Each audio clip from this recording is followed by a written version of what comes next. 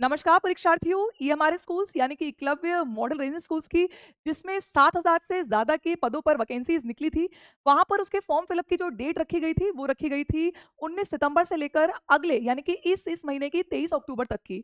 लेकिन last time पर form fill up करने में बच्चों को समस्या हो रही थी, इसीलिए इसकी फॉर्म फिलअप की जो डेट है, वो एक्सटेंड कर दी गई है। अब आप 28 अक्टूबर तक इसके फॉर्म फिलअप कर पाएँगे। यहाँ पर अगर हम बात करें इसके फॉर्म फिलअप करने की, तो कुछ क्राइटेरिया रखे गए हैं फॉर्म फिलअप करने के, वो भी हम यहाँ पर डिस्कस करेंगे।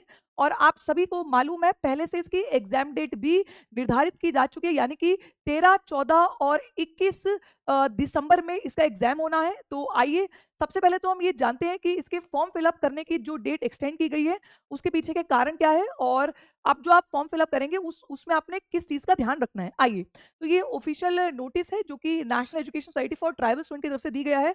यहाँ पर ईएमआरएस स्कूल्स की जो भर्ती होनी है वो एसएसई यानी कि ईएसएसई 25-20 की तरफ से होनी है। यहाँ पर ये जो पोस्ट निकाली गई थी, मैंने आपको बताया करीब 7,000 से ज़्यादा की वैकेंसीज यहाँ पे निकाली गई हैं, जिसके अंदर टीचिंग और नॉन टीचिंग पोस्ट दोनों पर वैकेंसी निकाली गई थी।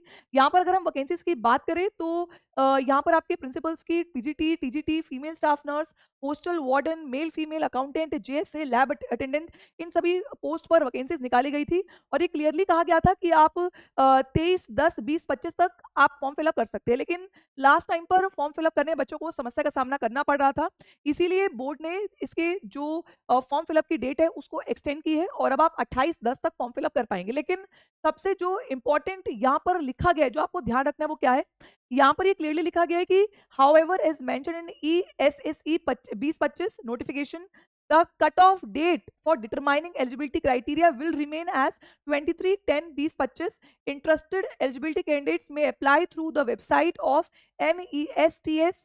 इसकी वेबसाइट का नाम भी दिया गया है।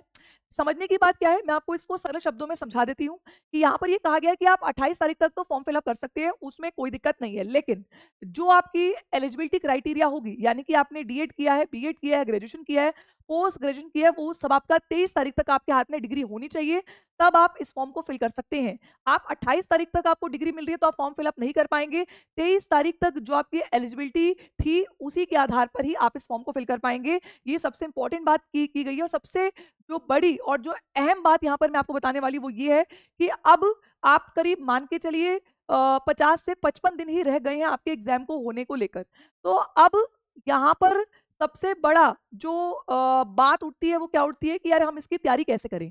तो आप हमारे साथ, हमने आप सभी के लिए बहुत ही जबरदस्त एक और बहुत ही लिमिटेड प्राइस पर एक कोर्स निकाला है, जो कि है सिर्फ और सिर्फ 49 रुपीज। जी हाँ, 50 रुपए से भी 1 रुपया कम, यानी कि 49 रुपीज में हमने कोर्स निकाला है आप सभी के लिए।